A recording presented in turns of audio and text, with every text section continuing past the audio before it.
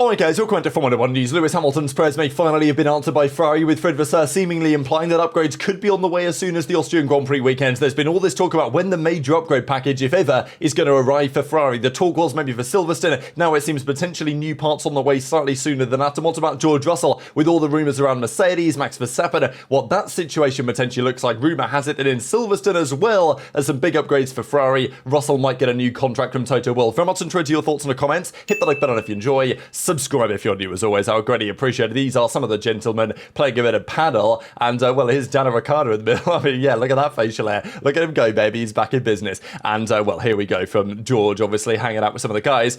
Obviously interesting to see this, just because, okay, Russell and Piastri aren't exactly title challengers, but okay, let's say Max and Piastri are fighting it out for the championship down the stretch of the season. If Red Bull maybe bring an upgrade, Lando continues to deliver what he's currently doing, who knows? You're probably not seeing them play paddle together before the championship decider. So, you tend to find that these friendships, they last until they, no longer last, right? In the sense that I feel that the Lando-Piastri partnership is pretty cordial, like they seem to get along relatively well, but if there really was to be an intense title fight there, it is going to have consequences off the track as well. For now, for Russell and Piastri, that's certainly not the case, but in due course it could be something to think about. Istanbul Park, lots of people really like the Turkish Grand Prix track, would love to have it back on the calendar. I don't disagree, really. It's not my favourite track, but it is a purpose-built proper racetrack, and I enjoyed when the season would go to Turkey. So there's been lots that want Istanbul Park back.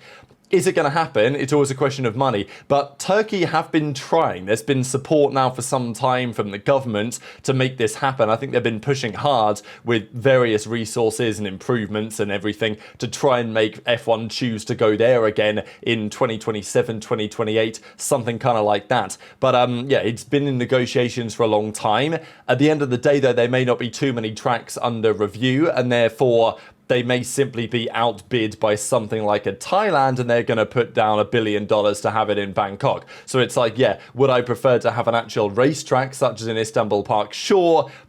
Are we going to have more Miami, as you guys see on screen? Are we going to have more Bangkok-styled street races around cities? Maybe that's what we're going to see a little more of. We will get to Russell in a second. He also made some interesting comments on Williams. He mentions that Williams have a serious chance to be a contender next year. I don't massively disagree with this in the sense that they've clearly sacrificed everything this year. The car is not going to see any changes from now to the end of the season. I don't really imagine the Williams. They've regressed a bit from where they were at the start of the year, expected because other teams have made some progress, but fundamentally their car this year is very sound. We know that James Vowles and the team did a lot of work on effectively upgrading all their processes that a couple of seasons ago, when they used to track all their parts on an Excel spreadsheet. They improved that situation drastically and it affected them in 2024, but we're now seeing the dividends of that start to pay off. Next year, the Mercedes engine may be the best, and if it's the best, then it may be purely a battle between the Mercedes teams in terms of who wins. Mercedes, the works team, would be the favourites in that circumstance because, the integration you would think could be better.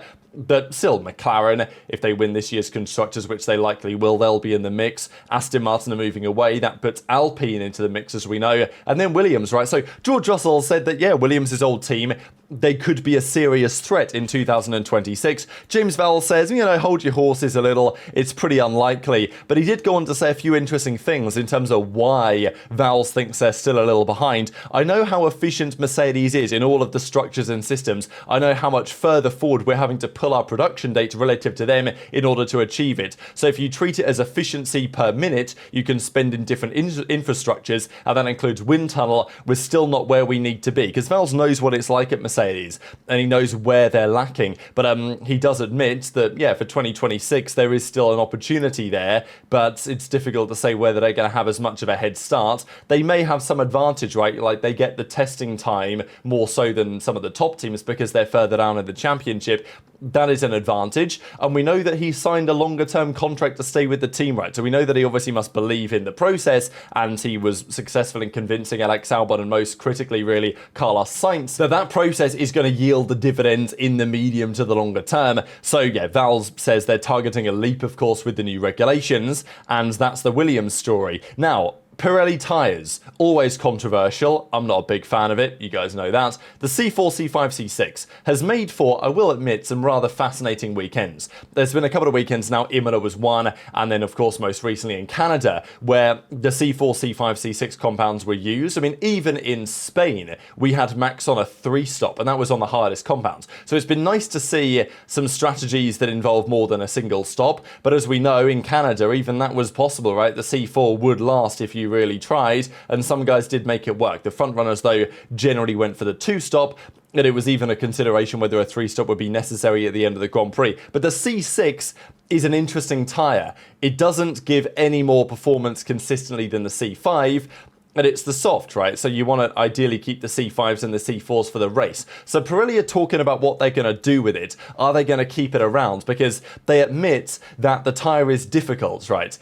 Teams are struggling to unlock its peak potential. It lacks a gap to the C5. Like, it's not any quicker than the C5. It's a bit too sensitive, and they're talking about using it still for Singapore, but they may not, and they're looking for effectively an improved version of the C6 for next year. So look, my point is, yeah, the C6 has been a shambles, but it has created some interesting weekends when teams like McLaren will prefer to qualify on the C6 so they can keep a brand new set of C5s, whereas other teams would prefer to qualify on the C5s and make a small sacrifice, but it will be worth it in the race. We saw that with Russell, we saw that with Max at the most recent Grand Prix, that actually the fact that they didn't have a brand new set of mediums, wasn't really that relevant in the grand scheme of things. So maybe other teams will take a similar approach, but, I like having the softest compounds possible in the play because it tends to create more interesting strategic dynamics and throws the team off the scent a little bit.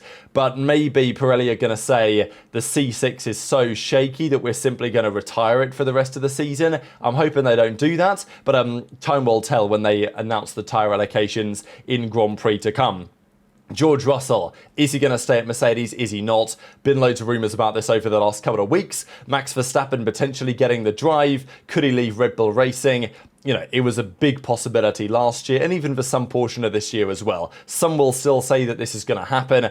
Others, including myself, are now far less convinced, maybe at some point. But for the immediate term, I don't really see how much sense it makes, especially given how well Russell is doing. My opinion, as I shared with you guys the other day, is that if you're Mercedes and, okay, George will have a contract, but if you're Mercedes, is there any benefit to signing the contract now? Not really, because George is not going anywhere, let's be real. He's not getting a better offer. He will stay at Mercedes. So Mercedes can take their time. They can sign the contract when they like. They can give George the offer when they like, and they can get the deal done when they like. And as a result of that, why not delay it slightly if it's going to sow a little bit of unease? I think this is part of the play anyway, that as long as Red Bull are thinking about whether Max is going to leave or not, while there's a seat at Mercedes potentially open, it destabilizes, even if by 1 or 2%, their whole operation. And that's something that Toto Wolff will be happy to do and inflict on Christian Horner. So I think there's a part of it that is in play. But AMUS say that as far as they are aware and concerned, it is definitely a possibility of a new contract for George Russell being announced at Silverstone. It's going to be a critical Grand Prix weekend, Silverstone. It's critical for Ferrari, we'll get to in a second. It's potentially going to be an FP1 debut for someone like an Arvid Lindblad with Red Bull. That's absolutely possible. It's a very, defining weekend of the season in terms of how you expect the rest of the year to go. If you're good at Silverstone, it is pretty telling for the rest of the season in many respects. Such a difficult circuit in many ways, and that's pretty much all type of corner profiles and some top straights. So, great track as we know. Also a home Grand Prix for Russell, for Norris, right? Big, important weekend for Lando too, for sure, especially after what happened last year when the win was maybe there on a different strategy. Hamilton executed, Verstappen was close, and that's kind of been the story of Silverstone over the last few years. As we say, Ferrari is going to be a big conversation topic with Hamilton and his record at his home Grand Prix. But would it make sense for Mercedes to get the contract done shortly before Silverstone and kind of announce it to the world then and there? Okay, Mercedes technically German, but let's be real, they're effectively a British team. That's how they seem and operate. And Russell, in many respects, makes a lot of sense as the face of that team and the leader of that team for the time being. So, yeah, I will expect, until it proves not to be true, if it ever does, that George will get a new deal. I just think it makes too much sense. And as and when that's confirmed is understandable understandably a big question, even if it's confirmed at all. Maybe they don't do it, and Toto decides to go full guns blazing after Max, whatever the cost. But Russell getting a new contract, AMUS is saying that, yeah, this is not only plausible, but actually it could well be quite likely come the Silverstone Grand Prix weekend that lots happens, including Russell potentially securing a brand new deal. Speaking of Russell, he's had 2 front row starts this season. Leclerc has had 2 as well. Verstappen, though, has had 5. So, pretty interesting, right? Because obviously you look at the cars in the constructors and you say, wow, Max is, driving the absolute balls off that thing. That's not a term, you know what I'm saying. And I think that would be true. But also, the car in Max's hands is still quick. Like, it clearly is able to deliver the downforce sometimes in qualifying. But in the race lately, it has been true that Max's tyre deck has nowhere near been good enough. That was true with respect to the McLarens a few rounds ago, and it was dramatically true with respect to the Mercedes in Canada. Of course, Max did a phenomenal job executing that second place start into a second place finish. Could have easily finished behind Antonelli, could have easily finished behind a couple of the McLarens on the pace and the degradation that Max was experiencing. But as always, he was able to, despite the struggles, still finish second. Yeah, he was playing a defensive race rather than an attacking race to try and actually win it. But even then, he wasn't far away, right? One mistake from Russell over the last few laps, and maybe the safety car still happens, and the race is potentially Max's. So I think that shows the level that he's been performing at this season. But the top dogs, it's Piastri and Lando, right? Piastri's been on the front row 6 occasions, Lando's been there 5 occasions, which is definitely lower than you would expect out of 10 rounds for a team that has the fastest car. But yeah, there's an argument that McLaren haven't necessarily been maximising their package, but they still have a dramatic lead, and realistically, if they continue to do so, it should be between those 2 guys for the World Drivers' Championship this year. It is, of course, not going to be between any of the Ferrari fellas, right? Now, Vasseur is under pressure. We know that. There's been rumours in the media that's going to be the case. John Alcan even apparently is going to give a statement on it relatively soon. We don't really know what that is going to be. Now, Domenicali, of course, has plenty of experience at Ferrari, gave his comment on this. Now, of course, he's working at Formula One as the CEO, but he defended Fred Vasseur. He said the following: let him cook, basically. Let Vasseur work in peace. That's how Ferrari will get back to the top. So, look, it's Domenicali's opinion. It's the opinion of many others that chopping and changing every couple of years, right, in that team principal position is not working out for the team. And yeah, I think Hamilton is on board with this. I think Leclerc is on board with this to say, look, yeah, Fred might not be perfect, as we know. He'd make some controversial statements at times that I'm like, does he really have a grip on how to turn this team around? But equally, it doesn't feel like Ferrari will have any idea really what they're doing if they get rid of him again and begin this whole cycle once more. So Domenicali says, look, you just got to keep him in the job. That's what I would do. And that's what I would do. And that's seemingly what Domenicali would do as well. But I'm not sure what Ferrari will actually do, because it is Ferrari at the end of the day. It's difficult to predict things with this team. But when are they going to bring the upgrades? I think in many respects it's pretty embarrassing maybe for the Ferrari team that they don't have an upgrade, like a major upgrade yet. Red Bull brought, something certainly to Imola. They brought a couple of big pieces over a couple of Grand Prix weekends. Mercedes, brought a few things so far this season, but a big package most recently has seemingly helped them take a massively, big step in the right direction. Canada, they brought a few substantial changes. Even McLaren, yeah, they're dominating, but they've brought quite a few additional parts. Some of them are just for testing purposes, but some of them may improve the performance. Lando seems to prefer some of the newer components that they've tried on the car.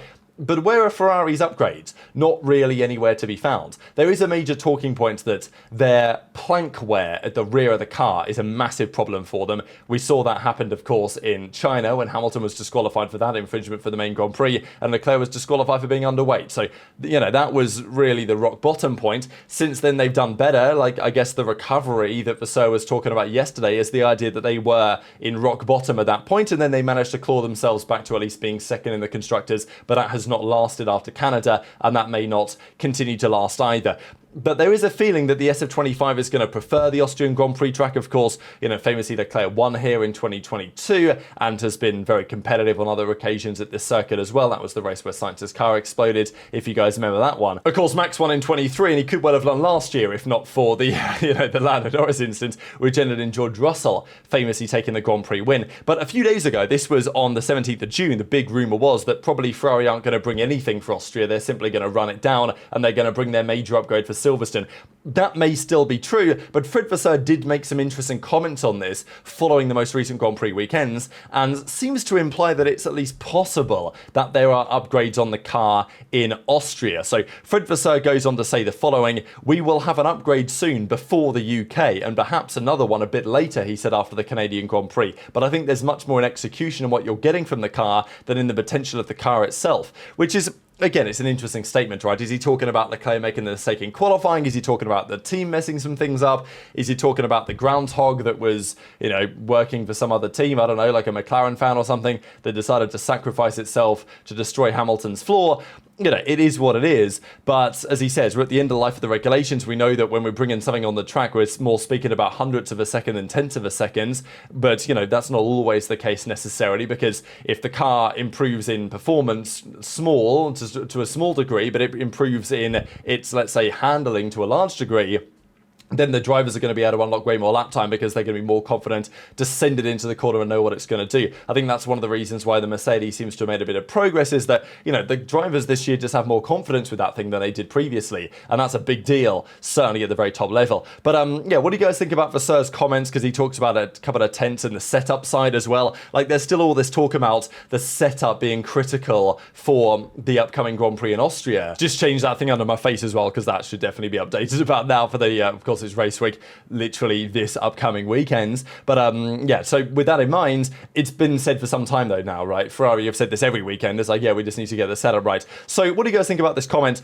We'll have an upgrade soon before the UK, right? So, does that mean before Silverstone, as in it's ready before Silverstone, so to be used at Silverstone, or does he mean it's going to be ready before the British Grand Prix, i.e. Austria? That's kind of the question. I think it's possible that they will have some parts ready for Austria if they want to use them. I think that's the critical piece, because Hamilton even said, I don't know why we haven't brought these upgrades. That was his implication anyway. So I think that they have the upgrades. They may not have all of them. They may not have the rear suspension that they want to use. That may wait until Silverstone, as was rumoured now probably a month and a half ago or so. I don't know. But for Austria, I'm sure they have some new components, because, they must do. They've not brought anything for ages, and the team keeps pushing them back to say we're going to work on the balance. If they do that again for Austria, that would be, I think, highly questionable. And then, of course, for Silverstone, do you want to arrive with a totally brand new package, which you've tried none of the parts before? There's pros and cons to either argument, I suppose. But Vasseur says, execution matters more than pure potential. Don't necessarily disagree, but it's of course the context of the discussion which causes a little bit of the drama here, and even to such a degree that Charles Leclerc was having to respond in the media. He actually said this on the rumours that he was going to leave Ferrari. I've no idea where that's coming from. I'd rather just ignore it. I've never said anything of that ilk over the last couple of races, which is true, but you could maybe understand why Leclerc would be second guessing his future at the moment, and maybe even looking at Mercedes. What's interesting about Mercedes is that they have cars that are somewhat different to one another. The Mercedes tends to be pretty strong in qualifying, the Ferrari is not, but the other way around, it tends to be in the race. That could be a key deciding point to second place in the Constructors if, Ferrari can keep on going with their strong race pace and don't qualify too far behind Mercedes, if at all. It's a big question mark from now until the end of the season. But as we know, Hamilton said on 15th of June, if I could tell you what's happening in the background, there's a lot going on. I wish I could tell you. I can't say too much about it. There are things I wish I could tell you to explain the things that have happened this year, the problems that we've had. My goal is to get long-term success and positively influence the organisation. There are a lot of changes to be made. So Hamilton being pretty evident what's been happening behind the scenes. Toto Wolff says, don't write him off just yet. But fundamentally, this season is not a Hamilton issue. Okay, Hamilton has his issues to resolve, but equally, with respect to Leclerc, the reason why Ferrari aren't winning the championships is not because of Lewis Hamilton, right, or because of Charles Leclerc. It's because the car is not strong enough. That needs to change in fast if they're not only to keep their drivers happy, but also to show some level of optimism that actually next year they could do it. Because, Aston Martin, they've not been great this year. Are they going to win anything? Are they going to score a podium like they did in 2023 on 8 occasions, whatever it was with Fernando Alonso? Almost certainly no. But the recent progress they've made gives, I'm sure, some confidence to the fans, to the team, to Lawrence Stroll, to Lance Stroll, to Fernando Alonso, that actually next year is going to be more positive, because otherwise it's kind of difficult to get your head around some of the potential issues. But very much interested to your thoughts on all of this stuff in the comments below. Hit the like button if you enjoyed, subscribe if you're new, take care, and I'll see you next time.